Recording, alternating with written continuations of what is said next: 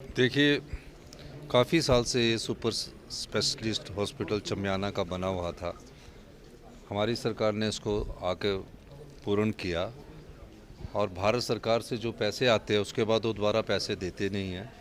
हमें अपने रिसोर्सेज से इसको पूरा करना पड़ता है और साथ में जो कंस्ट्रक्शंस है उसको कंप्लीट करने के लिए भी हमने 23 करोड़ रुपया भी स्वीकृत किया है।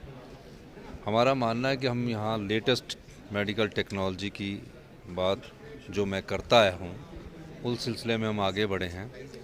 इस हॉस्पिटल में और दूसरे हॉस्पिटल में हम हाई एंड मेडिकल टेक्नोलॉजी लगाएंगे और मेरा मानना है कि अगले कुछ समय में यहाँ रोबोटिक सर्जरी शुरू कर दी जाएगी, जो प्रदेश की पहली रोबोटिक सर्जरी होगी यहाँ और टांडा में।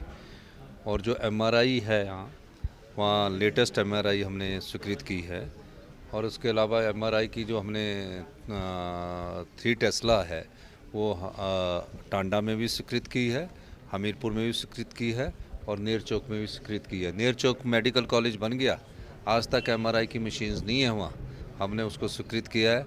और जो आईजीएमसी में एमआरआई की मशीन है वो 19 साल पुरानी है। अब 19 साल पुरानी में मैंने विधानसभा में कई बार कहता हूँ क्या वो देखेंगे, तो इस दृष्टि से मेडिकल टेक्नोलॉजी पर हमारी सरकार ने इस वर्ष कम से कम 200 करोड़ रुपया खर्च करने का प्रावधान किया है और आने वाले समय में जो जोनल हॉस्पिटल है, रीजनल हॉस्पिटल है, उसमें भी मेडिकल टेक्नोलॉजी को अपग्रेड किया जाएगा। हमारा प्रयास है कि हम मेडिकल क्षेत्र को वर्ल्ड क्लास बनाएं और इस दिशा में मैंने विधानसभा में एश्योरेंस भी दी है कि 1 साल के बाद हमारे मेडिकल जो हॉस्पिटल्स है, पर्टिकुलर हॉस्पिटल्स, उसमें हम हाई एंड मेडिकल टेक्नोलॉजी और अच्छी सुविधा उपलब्ध करवाएंगे। यहाँ 337 बेड की सुविधा है और high and he operation theatre है, कैथ लैब है, हाई एंड सब कुछ है।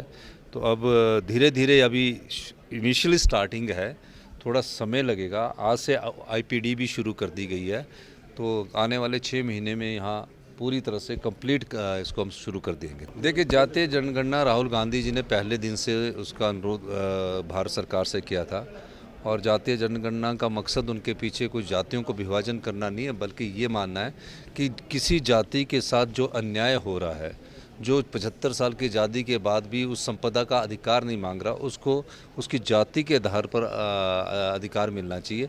ये सोच है, गणना नहीं है, एक सोच है। तो वो उन्होंने सही की और भारत सरकार ने उनकी बात को माना, इसके लिए हम भारत सरकार का भी धन्यवाद करते हैं। देखिए, भाजपा का काम है झूठे आंकड़े देकर विरोध करना। अब जब वो जयराम जी नाच रहे थे ना वहाँ, उस समय देशभक्ति की बात नहीं याद आई। हम छोटी सी बात करते थे तो उसमें वो कहते थे।